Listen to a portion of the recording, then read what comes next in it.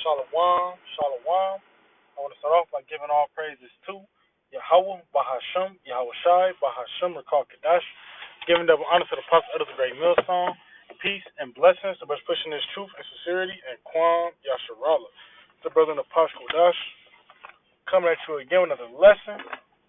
Alright, I'm back talking about these fucking heathens, right?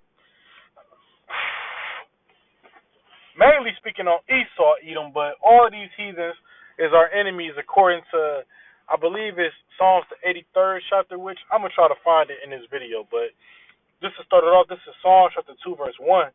Why do the heathen rage and the people imagine a vain thing?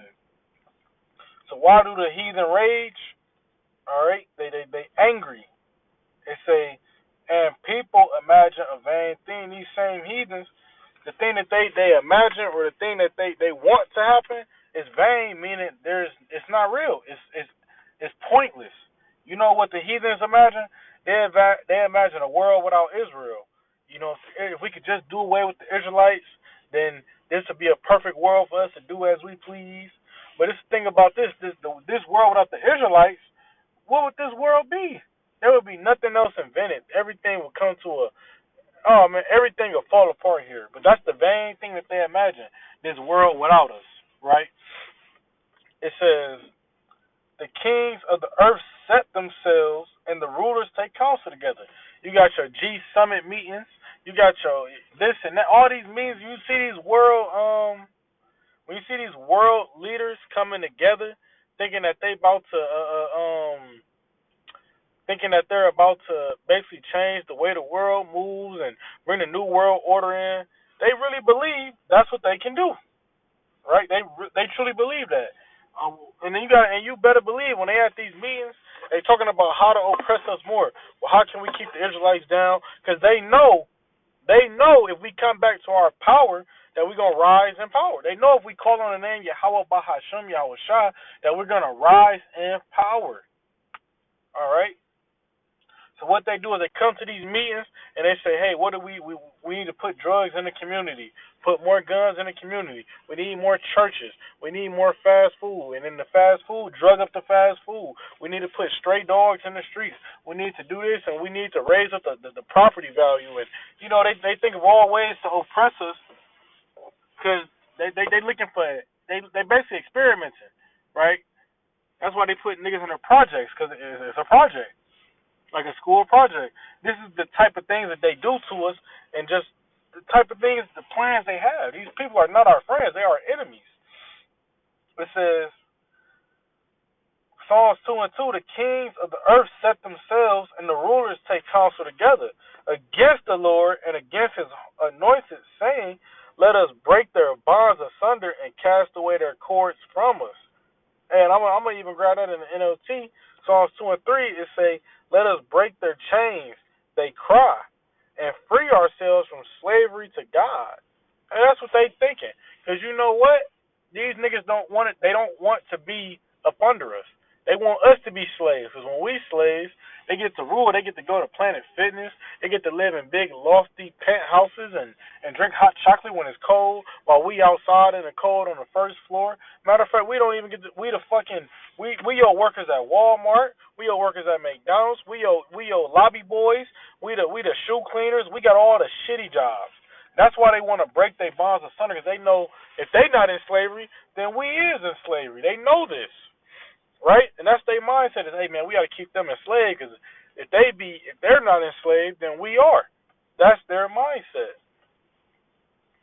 Verse 4: he that sitteth in the heavens shall laugh. The Lord shall have them in derision. Hey, the Lord laughing at these heathens. Because at the end of the day, the reason why we in captivity is because we went off, because we sinned. Ultimately, it's because of His will. The heathen, truly believe that, all right, you know, we got them in a bad predicament. We put some churches in the hood, and we got rid of all the Israelites, and you know, we did this, we did. They think they really in control, but the Lord laughing because He did whatever you see there. He did it. All right, He did it. That's really all to go back to is He did it. It's His will. All right, and it say derision. Let's grab that word derision. It says to mock, deride, ridicule. The Lord mocking them because he laughing at them. He thinking, man, these people, they really think that they really think that they in control. They really think that they doing this, but the Lord got all the power.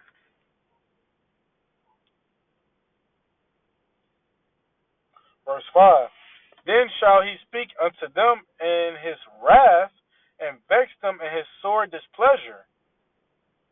So the Lord gonna greet them in his anger. He gonna come to them with his anger, and he gonna do what he do. All right. It say, oh, and his sure displeasure. He gonna make sure they understand how angry he is. He gonna make sure he understand that everything they did to the Israelites, yes, y'all gonna pay for it. The Lord gonna make sure it's gonna be something called divine intervention, where people gonna have to realize, oh, this gotta be God. This gotta be the powers that be. This gotta be a higher power. And we'll get this definition of the word inevitable. I go right into what you just said. Divine intervention. Something that you feel me that you can't change. It was just meant to be that way. The same way they put us into slavery, you can call that divine intervention. Mm-hmm. The definition for the word inevitable is certain to happen, unavoidable. See? So it's just meant to happen. There's nothing y'all could do about it. So that's why it's vain for these heathens to come together, these meetings, thinking, well, we're gonna do this for the next 20 years, and we're gonna oppress them like this. Y'all not. It's not in your hands. It's ultimately up to the Lord when we're gonna get delivered out of here. The Lord just allowing y'all to do what y'all do. Y'all not really in control. Ultimately, all things go back to the Lord.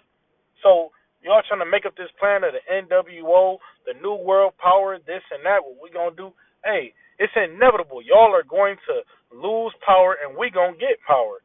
Right here in Psalms 2 and 6 it say, yet have I set my king upon my holy hill of Zion.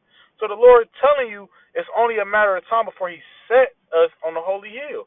And when you on the hill, that means you above everybody else. You're the highest ranking person. You in control.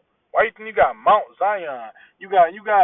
Why you think when somebody is exalted, they live in the hills? It's so many examples of that type of situation. The Lord is gonna exalt us, meaning He gonna raise us up. We're not gonna be your McDonald's workers and your bottom level workers, blue collar workers. We're gonna be politicians in the kingdom. We're gonna be this. We're gonna be that. It's gonna be high ranking officials. We're not gonna be working at Wendy's. We're not gonna be in hotels cleaning shoes and things of that nature. None of that type of stuff. Let's see. All right, I hope that was edifying. I'm gonna give all praises to Yahweh, Bahasham, Yahweh Shai, Bahasham Rakal Kadash, giving double honor to the Apostle Elders Great Millstone. Peace and blessings to brothers pushing this truth and sincerity and Kwam Yasharala.